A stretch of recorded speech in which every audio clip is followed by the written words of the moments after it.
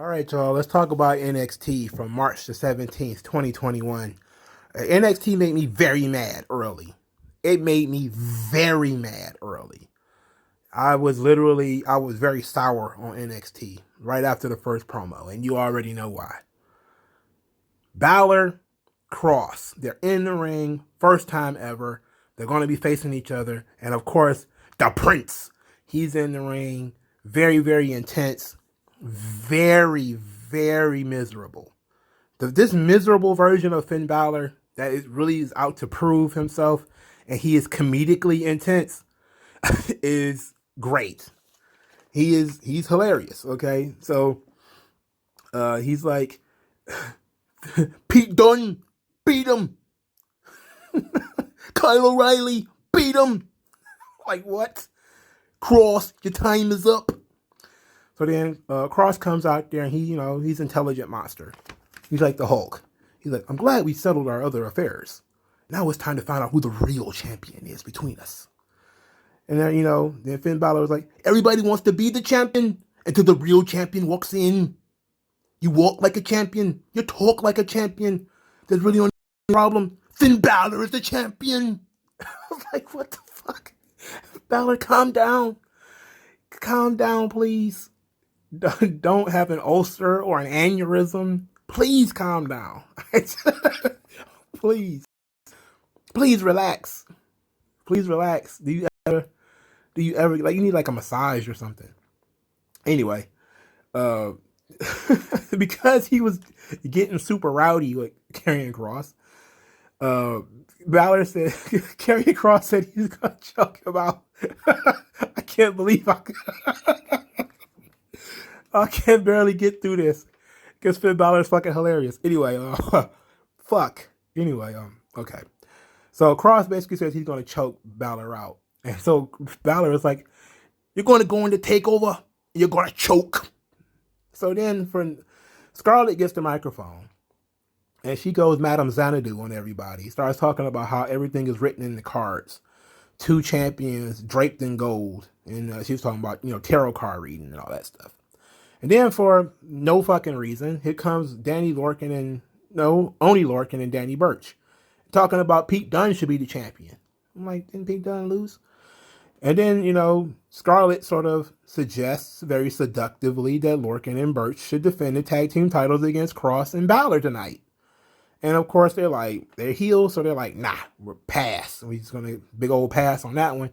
So she goes outside the ring and she kind of started rubbing up against them, kind of doing her thing. And she's like, you guys don't want cowards attached to your name, do you? You don't want to be seen as cowards, right? And then I was like, no, we don't want to be seen as cowards. Okay, we'll do it. We'll fight you. And then, Scarlett's like, you can't escape fate. That's really dope. And I almost immediately wanted to throw my TV and I wanted to flip over my couch. I was very close to turning it to AEW because I hate the fucking tag team. The tag team, that's how we're going to build the singles match between two people who play the same space. We're going to put them in a tag team. It's like, no. Never do that. Never do that. Never do that. But I figured I was like, man, I'm going to give it a chance. I'm going to give it a shot. I'm going to give NXT an opportunity to be smarter than SmackDown. I'm gonna give them the chance to be smarter than SmackDown, smarter than Raw. I'm gonna give them one chance to be smarter. Because this is a stupid fucking idea. It's stupid as fuck. This guy just said he's gonna choke this guy out. Why are they partners now? Outside of Danny Borton, I mean, even though the guys were being dicks, you could have just said, okay, I'll fight this one, you fight that one. And that could have been the match for the night. Also, I know that NXT had this outbreak of COVID, so they probably just had to throw some shit together because, who's going to be there, who's not going to be there, who's going to pass their test and who isn't. It was that kind of night, So, speaking of not being there, the first match was Austin Theory versus Dexter Lumis. And the Garganos were not there. They were talking to Austin Theory through Zoom. And Johnny Gargano says that this is going to be his last step in his therapy is that he's going to have to defeat Dexter Lumis. So they have this really boring match. Dexter Lumis should not be wrestling so much. His matches are just not exciting. They're very plotting. They're very slow. Austin Theory is good. He needs more charisma. He needs some charisma. He's a work rate guy. He needs personality. So this match did nothing for me. And then you had the Lumis with the handshake. Mid-match offers Austin Theory a handshake. And then Austin Theory gets giddy and hugs him. He hugs Dexter Lumis. And then, of course, Dexter Lumis counters that into the silence. And then Austin Theory escapes it. And then ultimately, the finish comes where Dexter Lumis finally does get the silence on Austin Theory, and the referee stops the match because Austin Theory is out. I was pissed. This was not a good start to NXT. I was very angry. Not only did you start that fucking tag team stuff, I fucking hate that. But then you gave me this slow plotting ass match right here too. I was like, oh, these motherfuckers. This Triple H, this motherfucker. No wonder you got replaced by Johnny Ace. You motherfucker, you. Then Tommaso Ciampa came in. He was a house of fire. He was mad that Timothy Thatcher wasn't there. So he blamed Imperium. He's like, Imperium did something. I don't care what you do. You find me one of those guys. You tell him to get in here. I'm going to beat somebody up. I'm like, okay, cool. Now, that was interesting. I would have liked to see Timothy Thatcher get beat up, but he's probably one of the guys that tested positive, so we're going to do that off screen. Not a fan of, it's the visual medium. I'm always on Court Bauer about this. Stop telling me about shit. Show me stuff. But because Timothy Thatcher is probably one of the guys who tested positive, he can't show me. All right. I'm going to let you slide because the guy got COVID or whatever. So I'm going to let him slide. So Adam Cole's in the ring breathing fire at Kyle O'Reilly. He's talking about, hey, look, at first I wasn't even mad at Kyle O'Reilly. I was just discarding him because I didn't need him anymore. But now he's pissed. He says that you've always been jealous of me and my accomplishments. And, I'm going to find you and I'm going to beat your ass pretty much. William Regal comes out there and is like, look, Kyle O'Reilly's not medically cleared. That scrum you guys did the week before, re-injured his neck. He's going to need more time to clear on out. And then all of nowhere, like magic, Kyle O'Reilly is on the screen. And then, he's kind of talking about how he's going to end Adam Cole. He said he's going to end him. He's going to do whatever it takes to end Adam Cole. That's like you tried to end my career. I'm going to end you.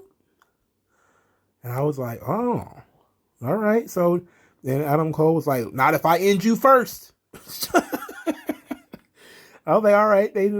There's a lot of fire on this log. I like the intensity from both guys. Kyle O'Reilly is, he's simmering. Cole is out of control. He's mad as hell.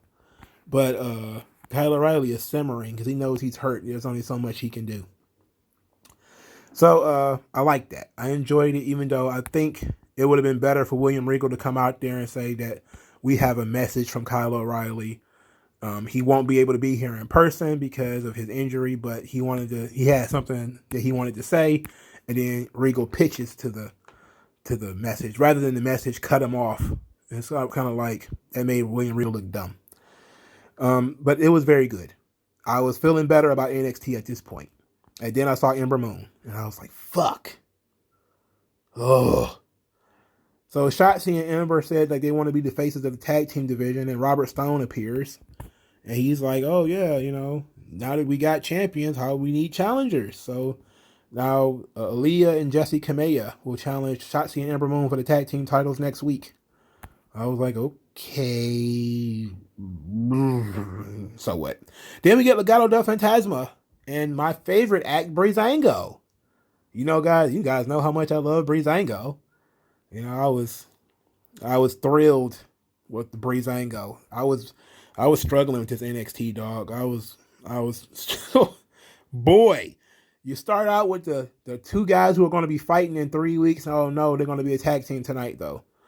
Wrestling the tag team champions, no less. And then you give me the slow plotting Dexter Loomis shit. Then you give me goddamn Shotzi and Ember talking instead of like a vignette or something. And you could have let Robert Stone just challenge them without it being face to face. Now you're gonna give me Breezango. I'm like, oh man, if it wasn't for the Balor and Kross stuff earlier before the tag team challenge and the Cole O'Reilly stuff, I've been really, really bitter about this NXT. But but this was fine. It wasn't that long. So Breezango was defeated. I don't know what Legado del Fantasma's finish is, but it's sweet. It is like I think it's a roundhouse kick with a Russian leg sweep or something like that. It was nice. So then Santos Escobar goes over to the commentary booth and he starts talking about Jordan Devlin. And he's like, look, I'm the real Cruiserweight champion. What are you talking about with this Jordan Devlin stuff? I heard he was supposed to be here. Where is he? So then Jordan Devlin does come out. So then he's in the ring and he's baby Finn Balor. And he's baby Finn Balor because he is hilariously intense. I am what a real champion looks like. I need to do that with an Irish accent. What is the Irish accent? Let's see. Can I do an Irish accent? Nah, I'm not gonna try it.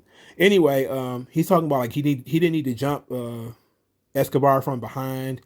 He didn't need stooges, and he called Escobar's belt a replica, and that he's a fill-in champion. So Escobar smiles, and he's he's smooth as fuck. He's smooth as fucking silk. I love Escobar. This guy's great. He gets in the ring, and he's like, "Look, I redefined what it means to be the cruiserweight. I made history. The only reason you walk around with that title is because people forgot you had it." And I was laughing my ass off. Because a lot of people did forget that. Oh, like that was an excellent line. That was fantastic. I don't know if that was written for him or if he came up with it on his own, but the fight should have started right there. Once people say like, basically you were a closet champion, you were gone for, a year or whatever, who cares? People forgot about you. I'm the champion. I took this thing to the next level. I redefined what it means to be a cruiserweight. And then Santos Escobar, the heel, is the one who made the challenge for TakeOver. And of course, Jordan Devlin threw a headbutt. I hate headbutts. I really do. And then he suplexed him, the devil inside suplex.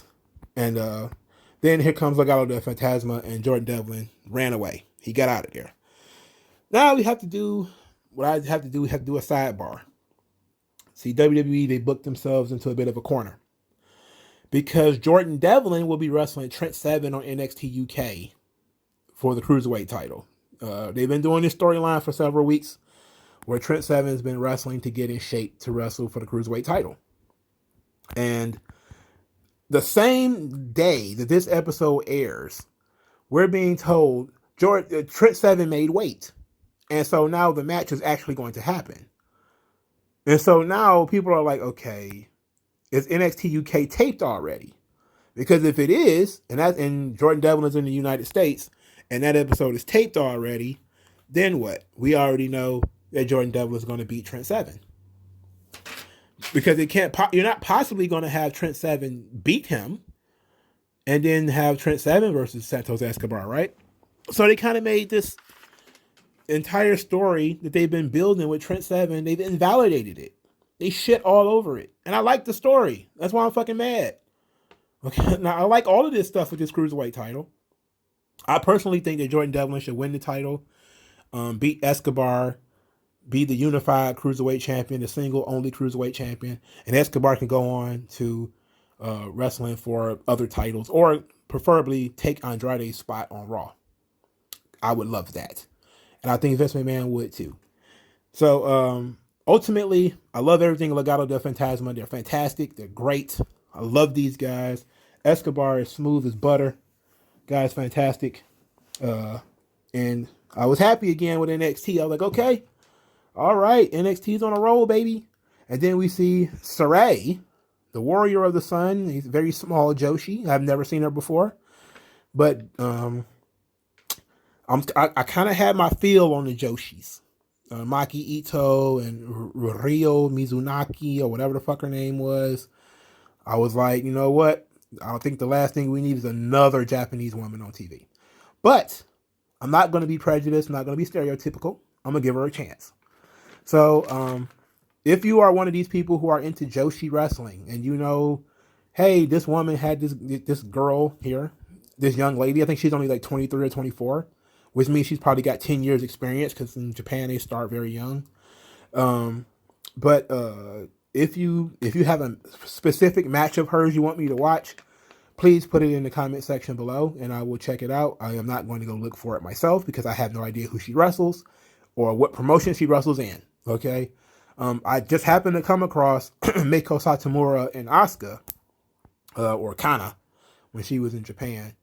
This atmospheric drum match that they had. I think they said Asuka was the promoter of it, where they had this match set to music where there was no ropes and it was just her and Satomura on a mat. They're beating the dog shit out of each other. That's one of the best women's wrestling matches I've ever seen. And neither one of them gigged. All right. That was fantastic. You know. And that made me familiar with Meiko Satomura. And I just happened to see that on YouTube.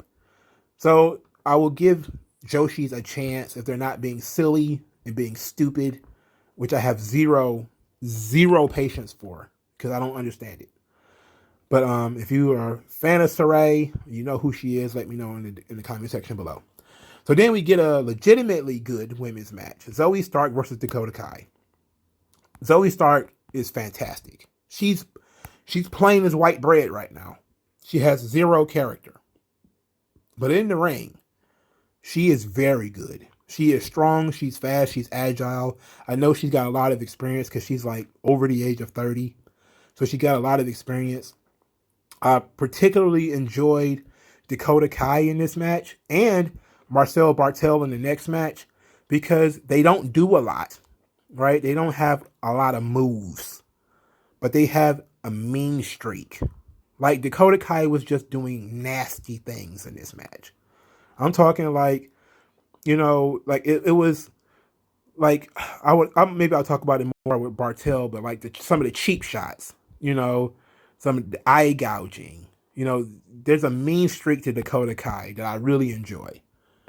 And it actually comes across very well when you have a plain baby face. That it comes across pretty well. They did the Shawn Michaels, Shelton Benjamin super kick spot where Zoe Stark springboard off the ropes right into a super kick. Of course, that wasn't the finish. It probably should have been. You know, if you're going to do a Shawn Michaels Omar spot like that, it should have been the finish. The finish did come with a Tower of London detonation kick, which I thought was pretty sweet. This was a really good match. You know, Zoe Stark is good. Dakota Kai is okay. You know, she's effective. You know, I wouldn't say she's one of the better ones. She's not great. But she plays a heel very well.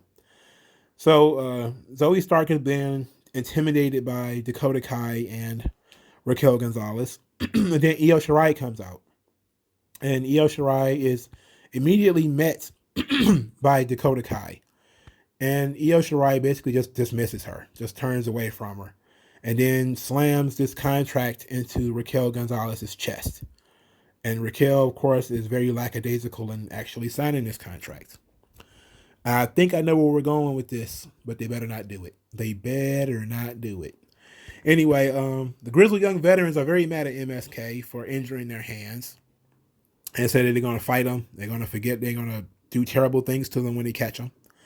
The fourth match, Tommaso Ciampa versus Marcel Bartel. I like Marcel Bartel because he looks evil and he wrestles evil, right?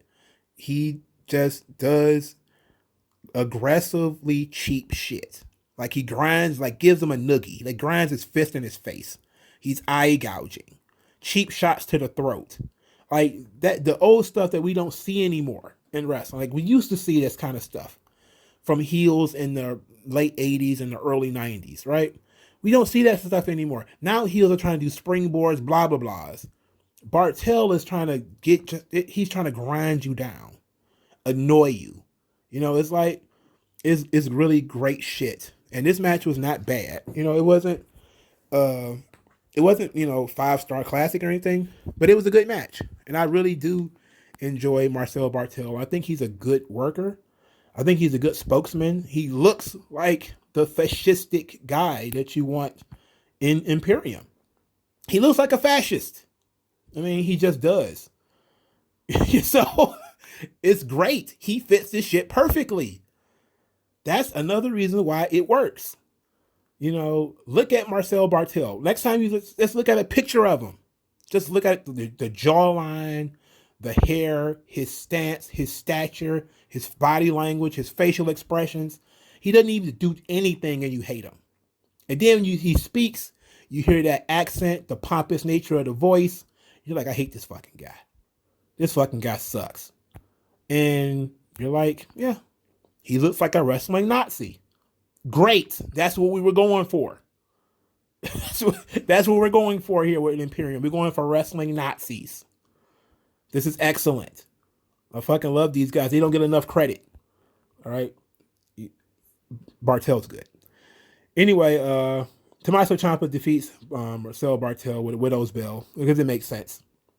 And then I believed that Alexander Wolf was coming out. And to my surprise, it was Walter. It was Walter. And I marked out just a little bit. Then he gets in the ring. Tommaso Ciampa, he tells his boys, like, look, all right, chill. I'll handle this Tommaso Ciampa thing. He gets in the ring. Tommaso Ciampa, tries to attack him. Imperium attacks him from behind. And then Walter chops Tommaso Ciampa. And it always sounds bad. It sounds like a home run in an empty arena. Like, it sounds like firecrackers going off. And from that point forward, Tommaso Ciampa was finished. He chopped him one time. I was like, I cannot wait for this match. If they're going to do Tommaso Ciampa versus Walter, that might be the match of the week. All right, that might be the match of the whole week of WrestleMania. It might be the sleeper match of the week. I am super. I can't keep myself from jingling and jangling at the thought of it. They're probably gonna do some stupid ass tag team match though, where it might be like Walter and Alexander Wolf versus Timothy Thatcher and Tommaso Ciampa. It might be something like that, and and they tease putting ring comps back together. I don't care what they do. I really would prefer it if it's just Walter versus Tommaso Ciampa, and maybe Tommaso Ciampa challenging for the NXT UK title. That would be fantastic, and then that could be main event of night 2 or night 1, and then let Balor and Kross main event night 2. Either way, Walter and Tommaso Ciampa, along in a non-tag situation, works. Works. I love this. I was very high on NXT now. I was very high on NXT at this point. I was in the groove. I was like, okay, NXT is better than usual, actually. So then we get the the very hilarious Cole O'Reilly getting arrested, and they're yelling at each other. And Kyle O'Reilly's in a cop car, screaming at Adam Cole. Adam Cole's screaming at Kyle O'Reilly. William Regal's trying to figure out what's going on. From the yelling, we understand that Kyle O'Reilly tried vehicular homicide on Adam Cole, tried to run him off the road.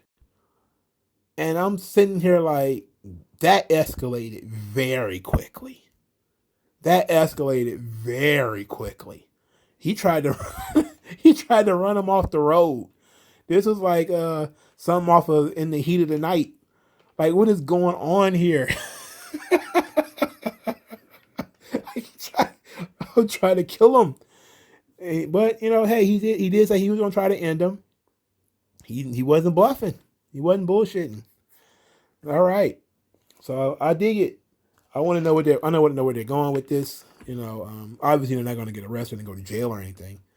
But it's an interesting turn of events. I don't know when the last time. Now I would have, obviously it's a visual medium, But we don't really need to see somebody run somebody off the road. That would be like one of those things about how did you know the cameras are going to be there?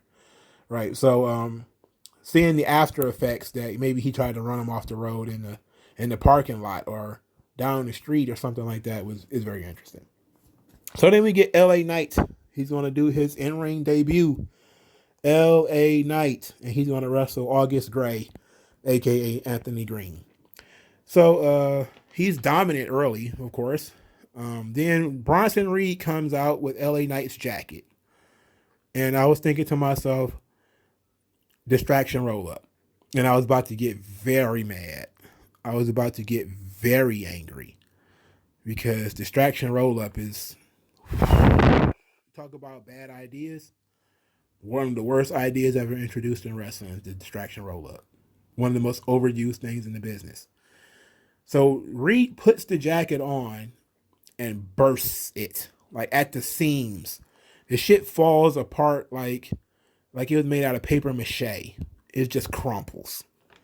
And of course, LA Knight almost gets rolled up. Then, of course, he dominated. But the distraction was an opportunity for August Gray to launch his comeback. So basically, they gave the babyface his comeback through the distraction. It was a distraction comeback, not a distraction roll up. So they outsmarted us again. I was about to get mad about that, but they outsmarted us again. LA Knight ended the match with a really cool finish. I don't know what they called it, but it was a fairly short, sweet. Furthered the LA Knight Bronson Reed feud, even though I don't believe Bronson Reed is probably not the guy I would have booked him with. I would have found somebody else to wrestle him, but Bronson Reed needs something. So okay, fine, all right. So next segment we get Raquel Gonzalez, who was super excited to sign this contract for this tag team title for this women's championship match, and Dakota Kai comes in and suggests this tag team match that is her and Raquel Gonzalez versus Zoe Stark and Io Shirai.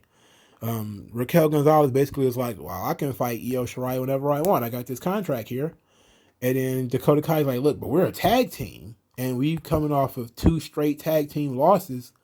We need to, get it together. And then Raquel Gonzalez was like, you know what? You're right. And they agreed to do the tag team match. So the babyface turn for Raquel Gonzalez is coming. Either they're about to have Dakota Kai steal this title shot from her and sign the contract, and Raquel Gonzalez is going to be the big dumb giant who didn't sign the contract, or they're going to do a jealous Dakota Kai turns on Raquel Gonzalez. It's well within Dakota Kai's character that if she's jealous or feeling left out, because she is being left out, she's being disrespected by Io Shirai. She's lost the tag team titles. Raquel Gonzalez moved on from the tag team titles almost immediately.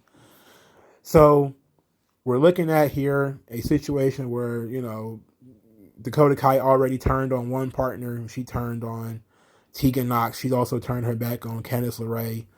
So her being a Judas is kind of within the character.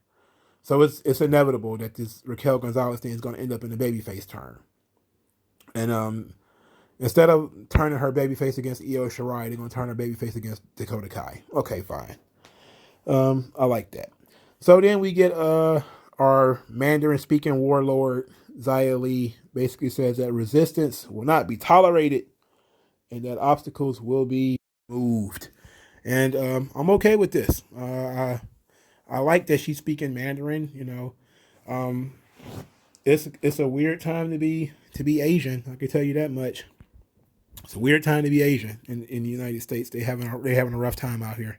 So the main event: Finn Balor and Karrion Kross versus Danny Burch and Oney Lorcan for the NXT Tag Team titles. And I'm not sure if Danny Burch and Oney Lorcan even got an entrance. I was very sour about that. This made me sour all over again. At some point in this match, Danny Burch got injured and basically was out of it. They really should have just called the match. Just called it off when Danny Burch got hurt. And just said, well, he can't continue. Well, I guess if he can't continue, then Kross and Balor win, because that's referee stoppage. Well, I don't know. So maybe they did. Maybe they did the right thing. Anyway, Danny Burch at one point in this match basically got taken out of it because he was hurt, which left only Lorcan by himself. So the interesting part of this match, it was very physical. Obviously, these guys, Lorcan and Burch and Kross and Balor, all these guys are physical. They like to hit and be hit. So interesting thing happens. Only Lorcan gets lined up for a shotgun drop kick outside the ring. He flies into Scarlett, knocks Scarlett down. Balor is he's kind of concerned about Scarlett. And it was at this point when I realized Scarlett has like those Catwoman claws. I'm like, why she got claws? I don't know what she has claws for. Like, what's wrong with her hands? Why are we covering up her hands? Anyway, she was selling it that she got knocked down. And Kross, of course, got real mad, real bad. He got big mad and decided to dribble Finn Balor across these barricades and then throw him in the ring. And he gets pinned by, I believe it was Oney Lorcan. So then after the match, Karrion Kross decides he's going to beat up everybody. So everybody except Danny Burch because he was already down. So he beat up Lorcan and Balor. Beat them both up pretty good. Scarlett helped Balor to his feet.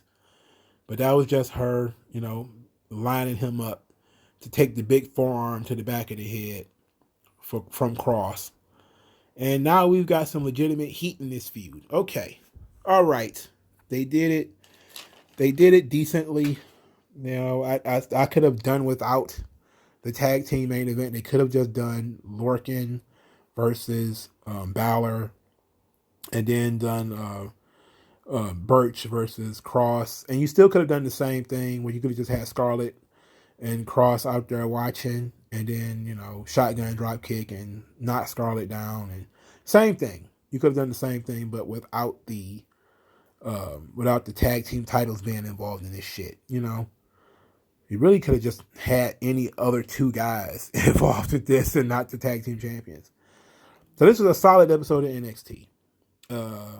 It wasn't the best episode because there was a lot of it that I didn't like, and it really bothered me that we had this tag team title match was this.